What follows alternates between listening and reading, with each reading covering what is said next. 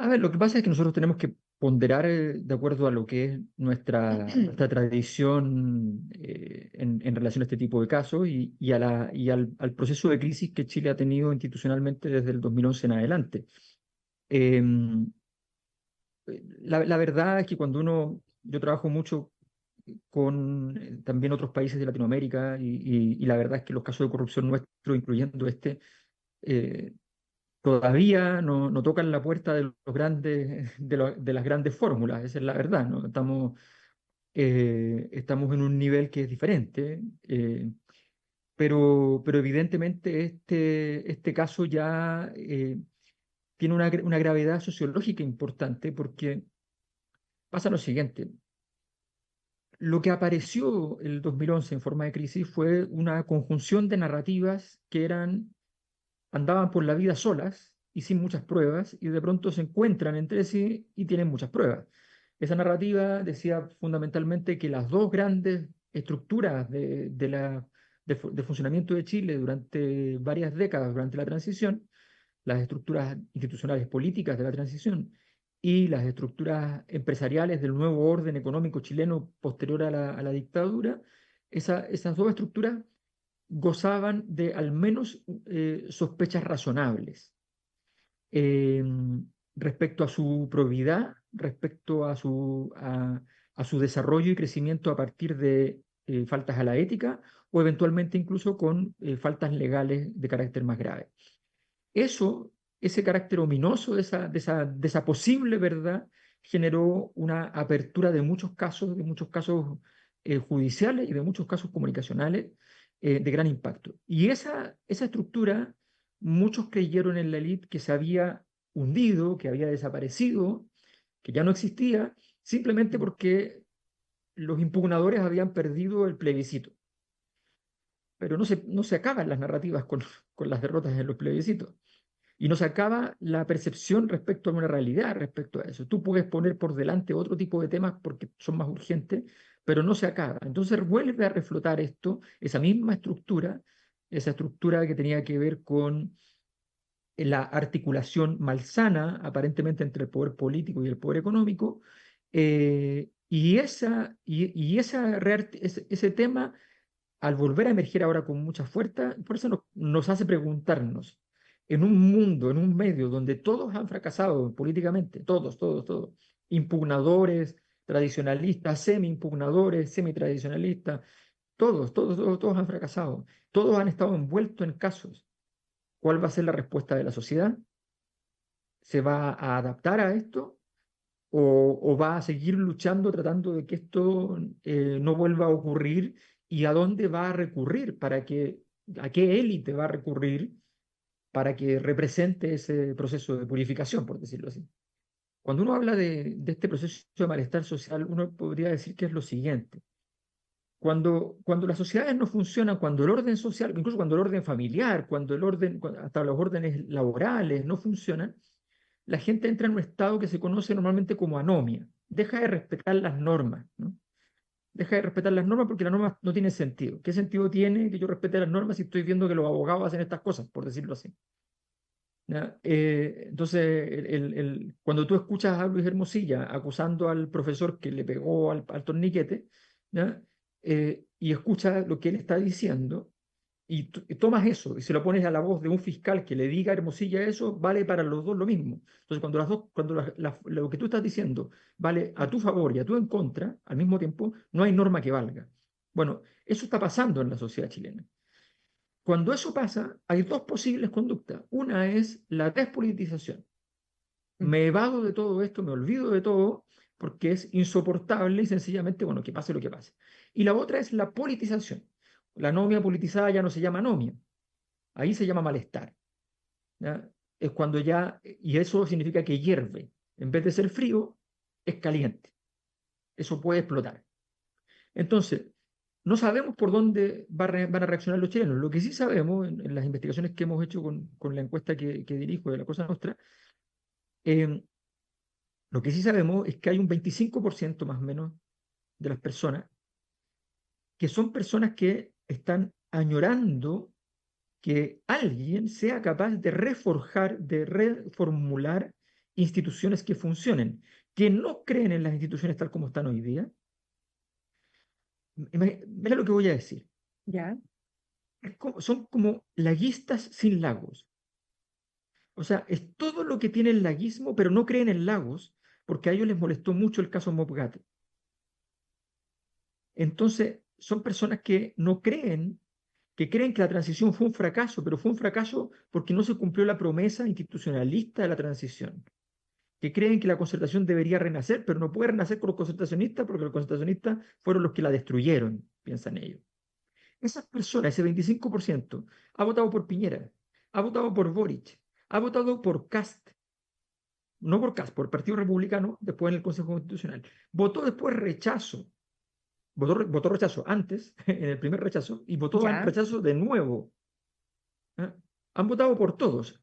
Ahora detestan a Boric, pero votar en segunda vuelta lo eligieron presidente. Le ponen un promedio de nota 1,2, promedio.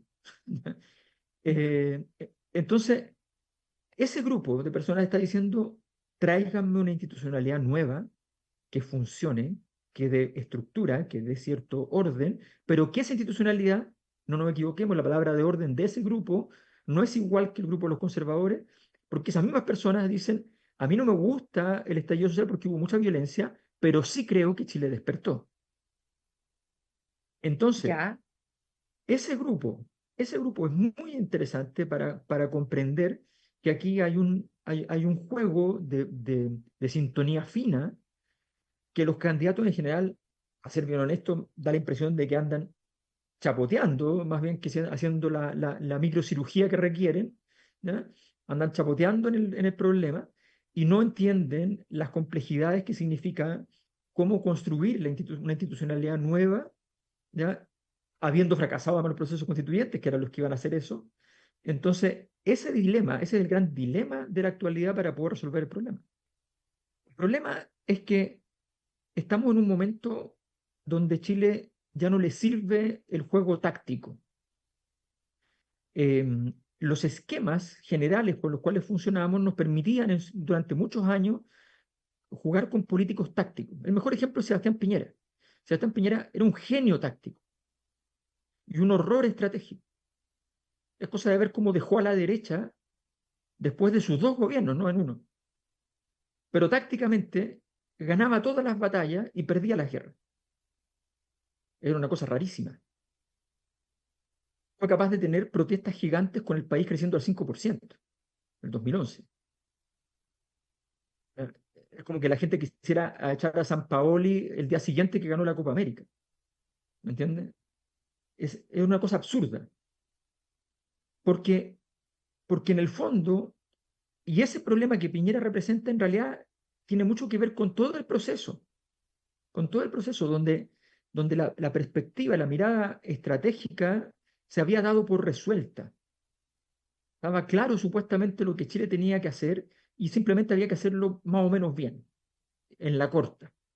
Pero cuando las cosas cambiaron, cuando el modelo de desarrollo, cuando se te juntaron problemas que no sabías responder conjunto, para decirlo en simple, tú tenías un Estado muy poco endeudado y unos hogares muy endeudados. Tenías un Estado holgado financieramente y tenías hogares destruidos financieramente. Esa estructura funcionaba porque Chile crecía al 3,5, al 4, 4,5%, la inflación era baja, las tasas de los bancos no estaban demasiado altas y por tanto había una bicicleta. Pero tú subiste las tasas de los bancos porque aumentó el riesgo país, bajó el crecimiento económico al 2, al 1, ¿ya? Y subiste la inflación y se te desarmó. ¿Y qué hubo que hacer? Con la excusa del COVID, porque esa es la verdad, con la excusa del COVID le metieron plata a los hogares.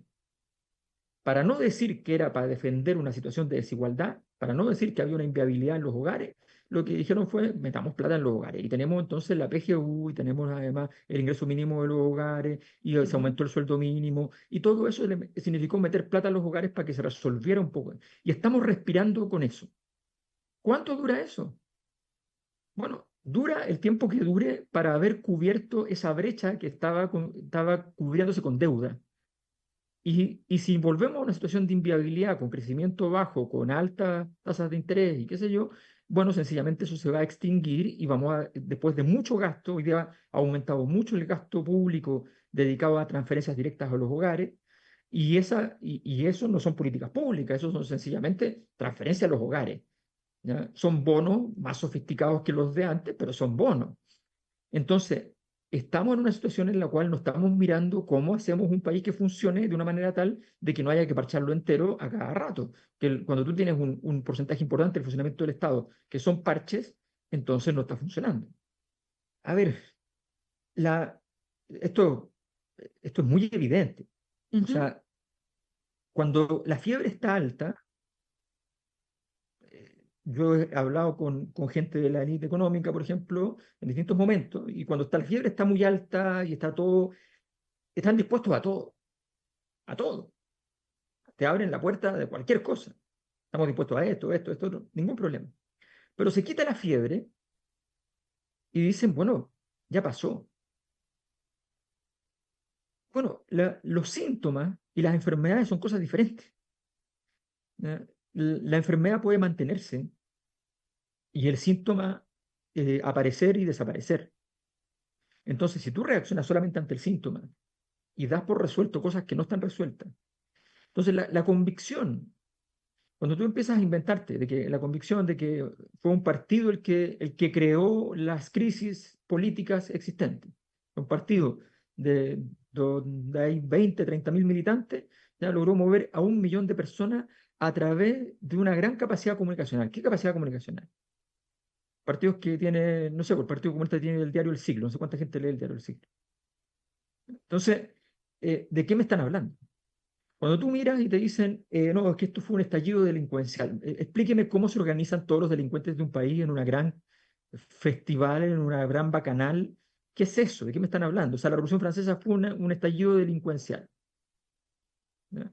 Cuando te empiezas a inventar hipótesis ad hoc completamente inútiles que te impiden ver cuál es el escenario, entonces cuando llega al siguiente, claro, y después ves y dice, y lo das por confirmado, porque ante el fracaso político de la izquierda, entonces la gente hoy día está votando, va a votar probablemente por la derecha.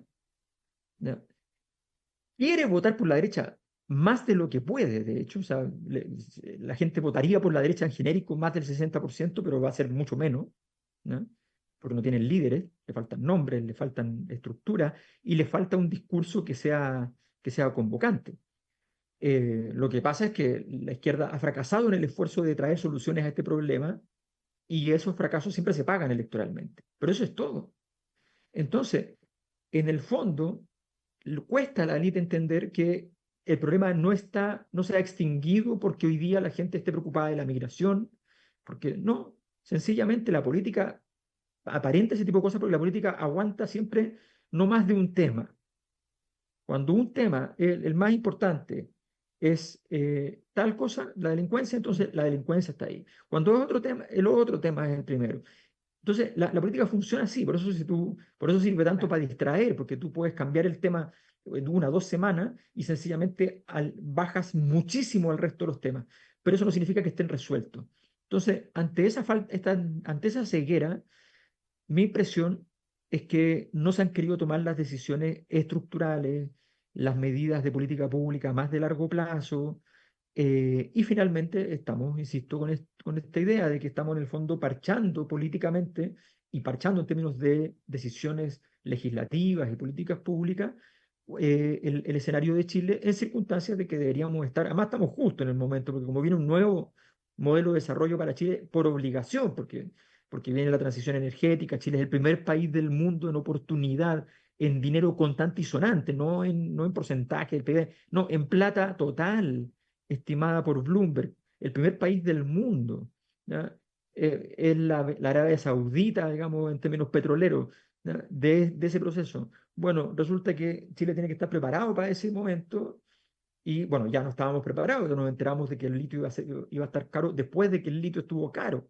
O sea, ese es el nivel de descuido en el cual trabajamos durante mucho tiempo y tenemos la oportunidad entonces de mirar esto con más proyección hacia adelante, a ver si nos ponemos de acuerdo y buscamos ese tipo de camino Y eso es muy, muy importante, pero hoy día no está, y mientras se niegue la existencia del problema, entonces vamos a seguir con el problema, obviamente.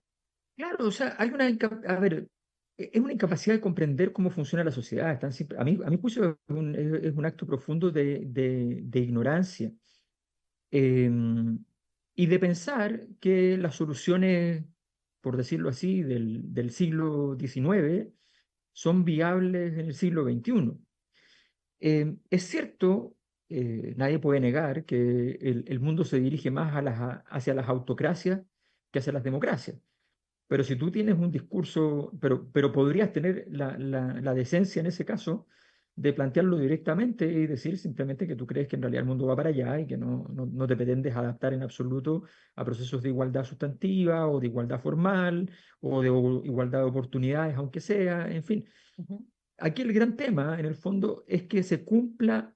Fíjate que yo creo que el gran problema que ha tenido la derecha chilena y la razón por la cual a nivel de la ciudadanía, por ejemplo, en Chile, la razón por la cual no prende un escenario para la derecha es porque en el fondo los chilenos están más dispuestos, por decirlo así, a aceptar la doctrina Pinochet de no se mueve una hoja, ¿ya? Sin que yo lo sepa, que a aceptar el libre mercado.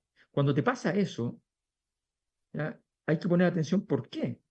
¿Por qué tú prefieres al Pinochet más duro que al libre mercado?